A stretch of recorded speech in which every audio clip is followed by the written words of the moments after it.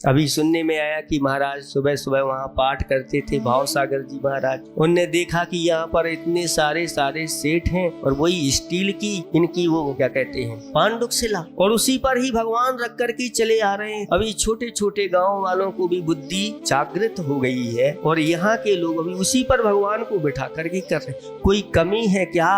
कह रहे हैं तो निकालते नहीं।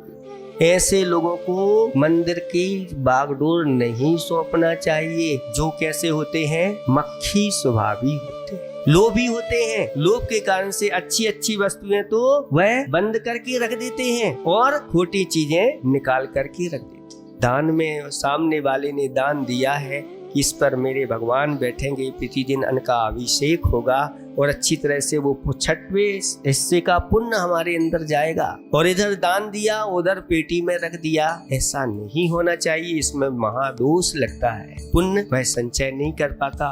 और कभी कभार तो पता चला कि पूरी रखी रखाई कोई लेकर के चला गया, कुछ उपयोग ही नहीं कर पाए। इसलिए कभी नहीं, ये तो सब इसी भावना से यहाँ पर हम लोग आते हैं, बार बार प्रेरणा देते हैं, सोने आदि की वस्तुएं तैयार करवा देते हैं और वो लोक में रख करके रख देते हैं और कोई कर ही नहीं पाते। ये रखने के लिए नहीं है, ये प्रतिदिन इनसे अभिषेक करो, उनका पुण्य आप प्रतिदिन संचय करो। लेकिन वह लोभ कसाय रहती है और ये अच्छी अच्छी चीजें रख देते हैं और छोटी छोटी चीजों से फिर चालू हो जाते।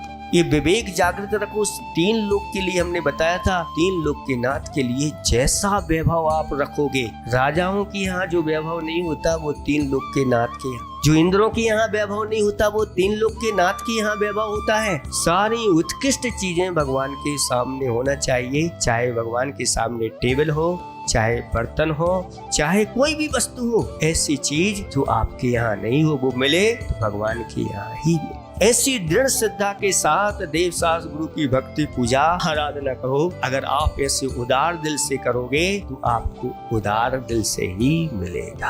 आगे जाकर के छत्री आदि बनोगे, नहीं तो तोल तोल के करोगे तो आगे जाकर के भी वही पर्याय आपको मिलेगी। और फिर तोलो, तराजू लेकर के, मीटर लेकर के नापो, वही सब चीजें करना पड़ता है। इसलिए विवेक अंदर से जागृत अपने होना चाहिए।